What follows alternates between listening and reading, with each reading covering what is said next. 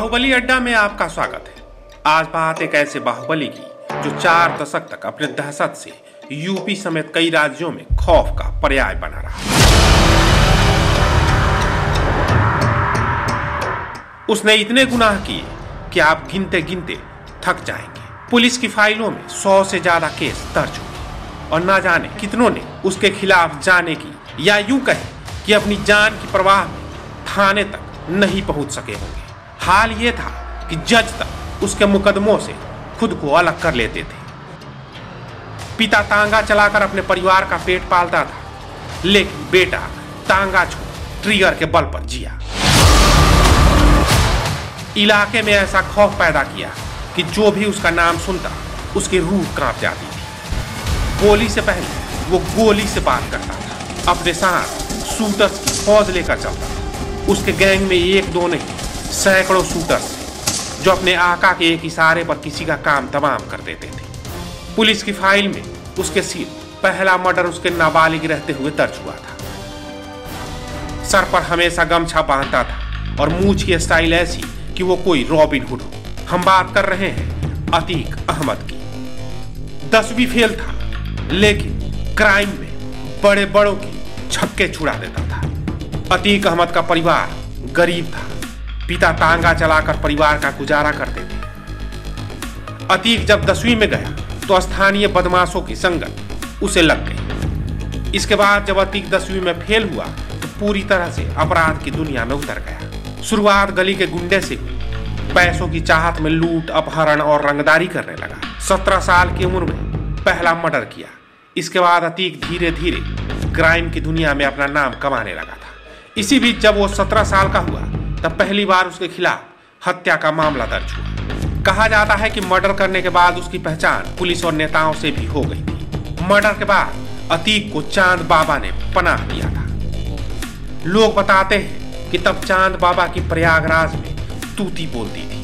भले ही चांद बाबा ने अतीक को शरण दी थी, लेकिन अतीक की मंजिल कुछ और ही थी। वो भले ही शुरुआत में चांद बाबा का शागिर्द बनकर रहा, लेकिन एक दिन उसने चांद बाबा को ही निपटा दिया और इलाके का सबसे बड़ा डॉन बन गया। अतीक को जानने वाले कहते हैं कि जिस गुरु ने कभी उसे पनाह दिया था, उसी चांद बाबा के खिलाफ जब अतीक खड़ा हुआ तो चांद बाबा उसका दुश्मन बन गया। लेकिन जब चांद बाबा से दुश्मनी हुई तो अतीक अहमद ने बीच सड़क चांद बाबा की गोली मारकर हत्या कर दी। अतीक अहमद के खिलाफ 1979 से अब तक 101 मुकदमे दर्ज हुए। अतीक पर हत्या की कोशिश, किडनैपिंग, रंगदारी जैसे 100 से अधिक मामले दर्ज थे। अतीक के गुनाहों की फेहरिस्त बहुत लंबी है। 1989 में चांद बाबा की हत्या, 2002 में नत्सन की हत्या, 2004 में मुरली मनोहर जोशी के करीबी बीजेपी नेता अशरफ की हत्या, 2005 में बसपा विधायक राजूपाल की हत्या, और तो और राजूपाल हत्याकांड के गवाह उमेश पाल की भी हत्या का आरोप अतीक पर लगा। उसके खौफ का अंदाजा इसी बात से लगाया जा सकता है कि 2005 में विधायक राजूपाल की हत्या के बाद पुलिस जब उसकी बॉडी को लेकर जा रही थी तो उसने 56 किलोमीटर तक उसका पीछा किया और मेडिकल कॉलेज में डेड बॉडी पर गोलियां चलाई। परफेक्शन IAS, UPSE और BPSC फाउंडेशन क्लासेस के लिए समर्पित संस्थान। यहाँ आपको UPSE selected and interview appeared faculties द्वारा गाइड किया जाता है। Separate batches for Hindi and English medium. 65वीं और 64वीं BPSC एग्जाम में 69 और 107 रिजल्ट्स एवं 66वीं BPSC एग्जाम में 131 रिजल्ट्स हासिल किया है परफेक्शन IAS टीम ने। परफेक्शन IAS, कुमार टार, बोरिंग रोड, पटना।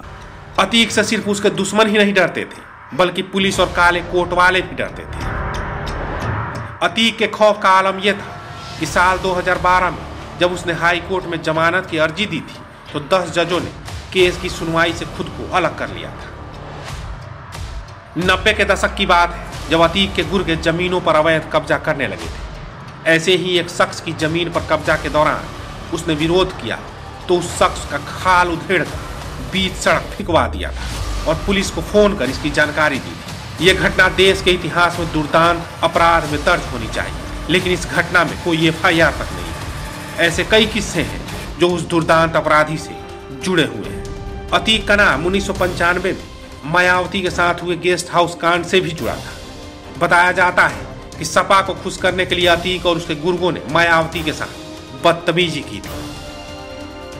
1996 की बात है जब व्यवसायी अशोक साहू हत्याकांड खासा चर्चित हुआ था। सिविल लाइंस में अतीक अहमद के भाई अशरफ ने उसकी हत्या कर दी थी। बताया जाता है कि अशरफ महज इस बात से नाराज हो गया था कि अशोक साहू ने उसकी गाड़ी को ओवरटेक कर दिया था। इस मामले में अतीक और उसके पिता जेल गए थे। हालांकि अशरफ को बचाने के लिए उसे घटना के 2 दिन पहले चंदौली में एक थानेदार ने तमंचा के साथ गिरफ्तार दिखा दिया था। इससे वह इस हत्याकांड से बच निकला था। बीजेपी नेता अशरफ की माफिया अतीक ने साल 2003 में गोली मारकर हत्या कर दी थी। चकिया में अतीक के घर के सामने ही अशरफ का घर था। इस मामले में अतीक का कहना था कि भाजपा नेता का नाम उसके भाई के नाम पर है। वह विपक्षी दल भाजपा के लिए काम करके मुझे चिढ़ाता है। इससे सबसे अधिक हैरान करने वाला मामला यह था कि अशरफ की हत्या के बाद उसके 100 को लेकर अतीक के गुर्गे फरार हो गए थे। जब वो जेल भी जाता था तो उसकी हनक कम नहीं होती थी। अतीक किस तरह कारोबारियों को धपकाता था उसका एक वीडियो सामने आया था। साल 2018 में अतीक अहमद देवरिया जेल में बंद था। इस दौरान उसने जैद खालिद नाम के एक प्रॉपर्टी डीलर को अपने गुर्गों के जरिए उठवा लिया। उसे जेल में बुलाकर जमकर पिटवाया। जैद खालिद से अतीक अहमद की फोन पर बातचीत का एक ऑडियो भी सामने आया था जिसमें अतीक बता रहा है कि उसने क्यों प्रॉपर्टी डीलर को जेल में पिटवाया था। तुमको याद है कि तुम देवरिया हमसे मिलने आए थे? हाँ। तो हमको मालूम था कि तुम आ रहे हो जी। और तुमसे हम बैठ के वहाँ बरामदे में मिले रहे ना जहाँ जेलर लोग बैठे थे। हाँ हाँ हाँ हाँ। तब तक हमारी कोई नियत नहीं थी तुमको पीटने की। हम खुद समझ रहे थे। जब तुम्हारा हमने हाव भाव देखा, तुम्हारा रवैया देखा, समझे जी। तो क्या सिर्फ तुम्हारे रवैया पे खिसियाएंगे हम। लेकिन 2023 की एक घटना उसकी जिंदगी का काल बन गया। राजूपाल हत्याकांड के गवाह उमेश पाल की हत्या 25 फरवरी को, जिसमें अतीक अहमद, उसका बेटा असद, उसकी पत्नी और कई गुर्गों के नाम सामने आए थे।